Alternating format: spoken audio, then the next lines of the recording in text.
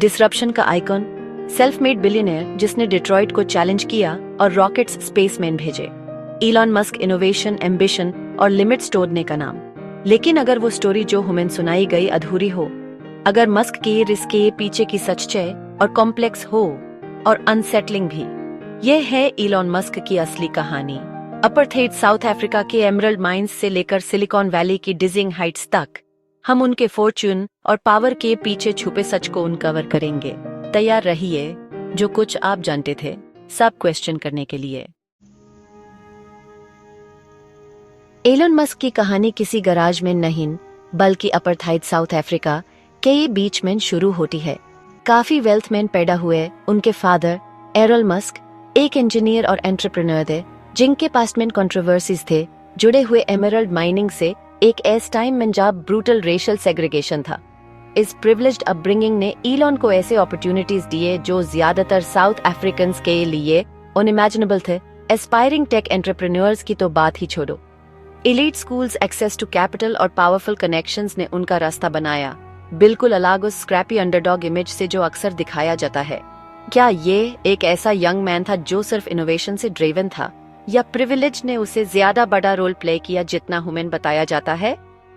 Ambition के seeds एक fertile ground में बोए गए थे, fertilised by the inequities of a deeply flawed system. सवाल ये है, एलन की कितनी सक्सेस उनकी अपनी जीनियस की वजह से है और कितनी उनके बर्थ सर्कमस्टेंसेस की वजह से? लेट 1990s इंटरनेट एक नई दुनिया थी, अपॉर्चुनिटी से भारी। एलन और उनके ब्रदर किम्बल ने अपॉर्चुनिटी देखकर Zip2 लॉन्च किया, एक डिजिटल मैपिंग सर्विस न्यूज़पेपर्स के लिए। यह एलन का पहला रियल टेस्ट था एंटरप्रेन्योरियल सक्सेस का। अक्सर कहानी में इसे दो लोगों का काम बताया जाता है, लेकिन रियलिटी अलग थी।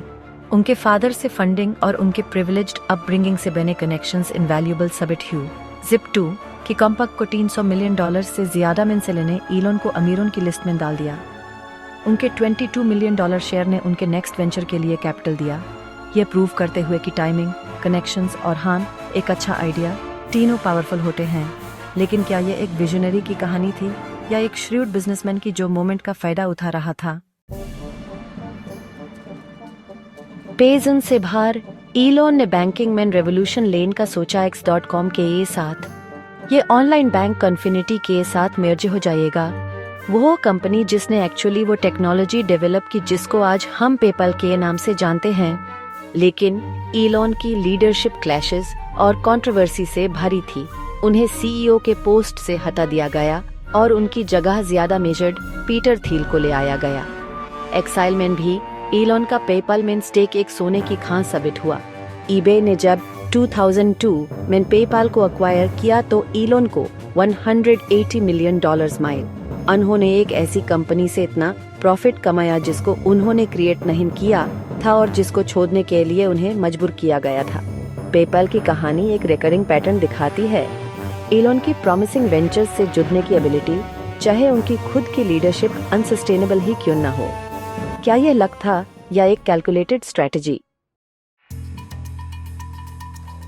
पेपाल के बाद एलन ने और भी बड़े गोल सेट किए, स्पेस एक्सप्लोरेशन विद SpaceX और इलेक्ट्रिक कार्स विद टेस्ला। लेकिन ये वेंचर्स रिस्क से भरे थे। SpaceX को कई लॉन्च फेलियर्स का सामना करना पड़ा, कंपनी को बैंकरप्सी के करीब ले जाते हुए।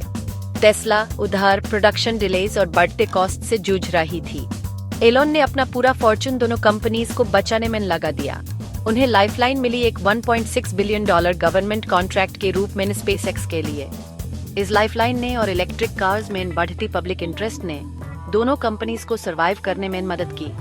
एलन की लोन वुल्फ वाली इमेज, गवर्नमेंट सपोर्ट और टैक्स पेयर डॉलर्स के क्रूशल रोल को छुपा देती है उनकी सक्सेस में। क्या ये शेयर डिटर्मिनेशन था या एक कैलकुलेटेड गैम्बल जो एक्सटर्नल फैक्टर्स की वजह से सक्सेसफुल हुआ? टेस्ला की कहानी जैसे हम जानते हैं अक्सर एलन मस्क के नाम से जुड़ी होती है, लेकिन कंपनी की असली शुरुआत मार्टिन एबरहार्ड और मार्क टर्पेनिंग ने की थी, इंजीनियर्स जिन्होंने इलेक्ट्रिक व्हीकल्स से चलने वाले फ्यूचर का सपना देखा था। एलन शुरू में एक इन्वेस्टर थे, बाद में सीईओ बन गए और एक कंट्रोवर्शियल लॉसूट के थ्रू को फाउंडर का टाइटल भी ले लिया। एबरहार्ड और टारपनिंग को साइडलाइन कर दिया गया। उनके कंट्रीब्यूशंस को पब्लिक नैरेटिव से इरेज कर दिया गया।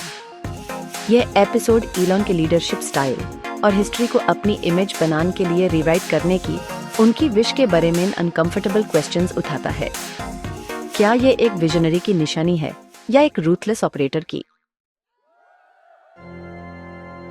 एलन मस्क ने एक ऐसी पर्सोना बनाई है जो किसी और सीईओ के पास नहीं है। वो मेमे लविंग बिलियनियर हैं, फ्री स्पीच के चैंपियन हैं, विजनरी हैं जो मार्स पे कॉलोनी बनाने का वादा करते हैं। लेकिन केयरफुली क्राफ्टेड इमेज के पीछे एक कैलकुलेटेड स्ट्रेटेजी है। एलन सोशल मीडिया की पावर समझते हैं। उनके ट्विटर अब एक्स पे प्रोनाउंसमेंट्स मार्केट्स को हिला देते हैं, फैनेटिकल डिवोशन इंस्पायर करते हैं और क्रिटिसिज्म को डिफ्लेक्ट करते हैं। उन्होंने एक कल्ट ऑफ पर्सनालिटी बनाया है जहां डिसेंट का जवाब स्विफ्ट और ब्रूटल बैकलैश से दिया जाता है। पब्लिक परसेप्शन का ये मास्टरफुल मैनिपुलेशन एलन को लॉयल फॉलोइंग बनाने, क्रिटिक्स को चुप कराने और स्टॉक प्राइसेस से लेकर गवर्नमेंट पॉलिसी तक सब पे इन्फ्लुएंस करने में मदद करता है। क्या ये एक जीनियस मार्केटर की निशानी है या इंफॉर्मेशन इकोसिस्टम का डेंजरस मैनिपुलेशन? एलन मस्क का ट्विटर अब एक्स को 2022 में एक्वायर करना एक टर्निंग पॉइंट था। फ्री स्पीच डिफेंड करने का सेल्फ प्रोक्लेम्ड मिशन कुछ और ही बन गया। एलन की लीडरशिप में हेट स्पीच, मिस इन्फॉर्मेशन और कंस्पिरेसी थ्योरीज प्लेटफॉर्म पे बांटने लगे। उनके खुद के ट्वीट्स जो अक्सर फार राइट टॉकिंग पॉइंट्स की तरफ झुकते थे, टेंशन्स को और बढ़ाते थे। उन पे सेंसरशिप के एक्यूजेशंस लागने लगे उन लोगों के खिलाफ जो उनकी क्रिटिसिज्म करते थे, एक ऐसी पिक्चर पेंट करते हुए जो उनके फ्री स्पीच यूटोपिया के वेट से बिल्कुल अलग थी। एंटरप्रेन्योर और एस्पायरिंग ऑटोक्रेट के बीच की लाइन ब्लर हो गई।